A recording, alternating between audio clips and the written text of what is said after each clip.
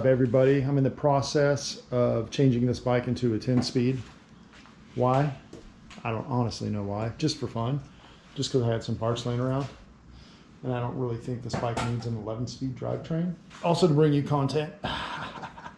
Just kidding. Just for fun. Just because I had it laying around. 10-speed drivetrain. The chain's a little bit beefier, I guess, than your 11-speed. So far, I've also changed the handlebars to 40 millimeter Spank Spoon 40s. I got a 40 millimeter rise. Just because I had them laying around, I'm going to change them out from the 60s that I had on here currently. Like I said, just for fun. This is just for me to experiment, basically, to see if I like them, find them comfortable. I really do like the 60s. So if I don't like these 40s, the 60s are going back on. I still have them. We got the GX 10-speed shifter on here. We got a GX 10-speed derailleur on here. I did this over the Easter weekend, and the chain that I had ordered was 116 links. So it was not quite long enough to make this drivetrain work. It was just like way too tight. This 10-speed cassette that I have on here, there's something missing. So that is not right. And it's torqued down to 40 Newton meters. So I ordered some spacers for this. Someone said you might need some spacers for your cassette. So I ordered those. I have those in hand. I also went from a 38 tooth front chain ring down to a 36, which I had laying around. So I made that change. And right here are some of my parts. So I got a E-specific 10-speed chain for it, and it's a 136 link, so it's plenty long. And then here I have those spacers. These spacers are for use in the that cassette. So I'm going to try that out right now. Try to piece everything together and see if I can get it working. Okay, so you can see how loose that is, all that play. I loosened this up right now. This top nut. And it was torqued to 40 Newton meters, believe me. It was tight. I'm going to remove this. Slide it all up and out. You know what I just remembered? I really can't move forward because I ordered a steel hub for this and I'm waiting for the steel hub. Damn it. All right, so that's all I can do today. I'm gonna wait for the steel hub to come in because this is aluminum from the cassette and that motor, the Bafang M620, what it does to aluminum Freehub bodies. Okay, so my part finally arrived that I was waiting for. It's a steel Freehub body made by DT Swiss, made to accept the star ratchet design. Let's see those teeth on the inside. The one that's on here is aluminum. You can see how the cassette just rips into it. There's all these grooves. So the steel one is supposed to eliminate that. This is for the torque of a e-bike. So I'm going to be installing that right now. For strength, reverse thread on this side. Hold the other side with your fingers. Pull the cap off. Bam. Don't lose that spring. And basically your new one just slides right on. And let me show you right here the difference. So you got your aluminum one and you got your steel one. And right here I have a magnet. So aluminum, you can tell, not magnetic. Steel, there we go. Whoa, gotta have quick hands in this house. There we go, back in business. Okay, so I got this 10-speed drivetrain right here. And then I have my 11-speed. And then I have these shims right here. 1 millimeter, 1.5, 2. And I want to stack this stack and then measure the height. And then I'm going to have to make up for it with one of these spacers. I'm not sure which one yet, but I'm going to do that right now. So basically, I'm just putting this 11-speed back together with the spacers in between, the way it comes. And then I'm going to check the heights, just kind of visually, and see if I can get some kind of idea. What do I need to add to this one to get it to this height?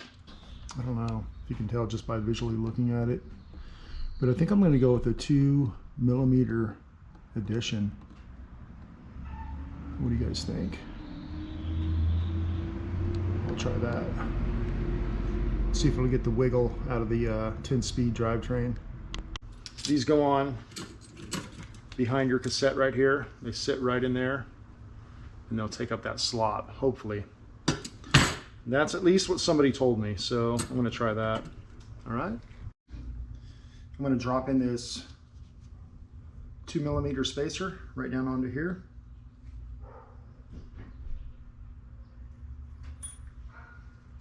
Then I'm going to start adding.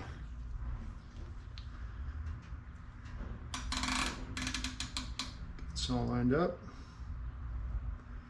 Let's see if it takes out that play that I was experiencing.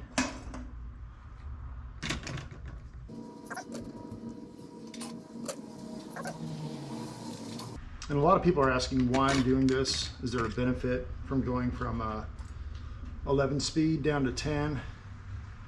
And honestly, not really. There is a difference in chain thickness, but it's only 0.2 millimeters, so not that huge of a difference. I did want to go 9-speed, maybe try that out, but I had 10-speed stuff laying around, so I figured I'll try it with the 10-speed stuff. What's up, buddy? Yeah, cool. All right, so that seems to fit better. It's flush now with the top, and I have this to add, this final piece, but then I'll lock it all down and see if there's that movement is gone. Hopefully that's my goal here, get rid of all that play in that cassette. I had to remove the 2.0. It was just a little bit too much.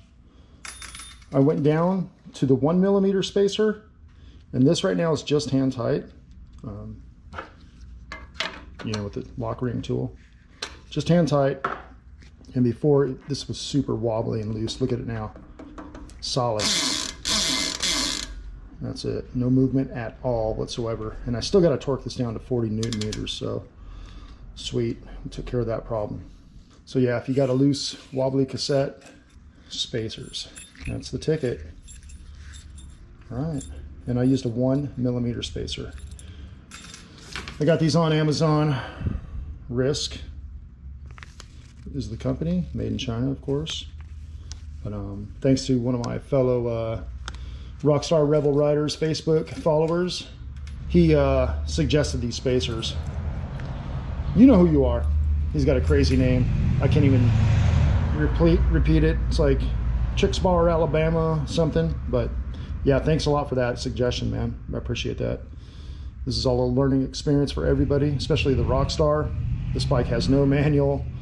Everything we're doing here is trial and error. So yeah, just trying to make a better bike.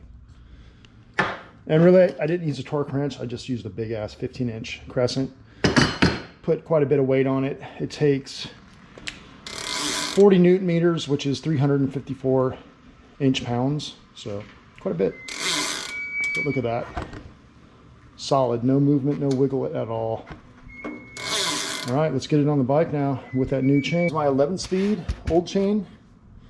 Here's my 10-speed new chain, and I do want to measure it with my micrometers right here, because I honestly don't know if the 11-speed chain is thicker and, you know, width than the 10-speed, or actually the 10-speed should be thicker than the 11-speed, but I just want to measure it right now and see if there's any truth to that. So let me get my micrometers up and running. The 11-speed is the exact same type of chain. It's a KMC X chain for the e-bikes, and I'm measuring it on one of the thicker links, 5.6 millimeters. Okay, so this is the 11-speed at 5.6 millimeters. Let's measure the 10-speed chain. 10-speed chain, same KMC X chain for the e-bikes, 5.8. So 0.2 millimeters thicker, which is not much, but I guess it is thicker. So there's that. More meat, more strength. Whatever, we'll see. I'm gonna have to get a long cage derailleur. No matter how far I turn this B screw in, how I do the settings, it's not getting up here. It's just not reaching, and I'll show you that right now. It shifts perfectly fine. This derailleur cage is not long enough. I'm gonna put a little bit of chain lube right now on the chain, just to, I always do this. even if it has like, I clean all that waxy residue off. It comes on the chains from factory. I just don't like that stuff. It's pretty nasty. So I'm using this right now. Pretty good stuff. So I'll go through the, I'll shift it right now. You can see it shifts fine.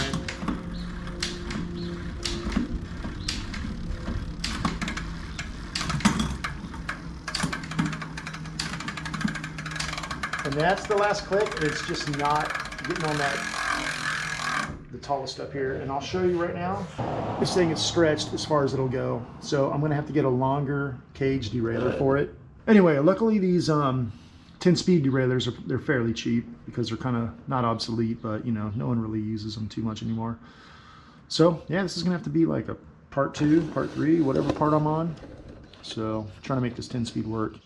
All right, that's all I can do for today. I can still ride it, I guess. I just can't get up into this upper climbing ring. I'll ride it around, see how it does as is, and I'll get back to you on that. So I clipped the cable, put a little cable end on her, cleaned it up. And like I said, no matter how far I adjusted this B screw, this is your B screw right here, it just wouldn't get this portion right here low enough to make the jump over. Yeah, long cage, rear derailleur. Like I said, you can see right here, it's maxed on its extension. So I kind of thought I might have to run into that, but I was hoping I wouldn't have to, but I guess I am. Fixed the problem with the loose rattly cassette. Got the brand new chain, 10-speed cassette. So I got that brand new steel Freehub body in there, the DT Swiss. New chain, new drivetrain, 10-speed shifter. I got the 40mm bars on it. Like I said, I can still ride it around. I just can't get the chain up here right now. But yeah, once I get this new derailleur on here, I'll install that and that'll make a world of difference. It should make everything right. All right, everyone, thanks for watching. Stay stoked.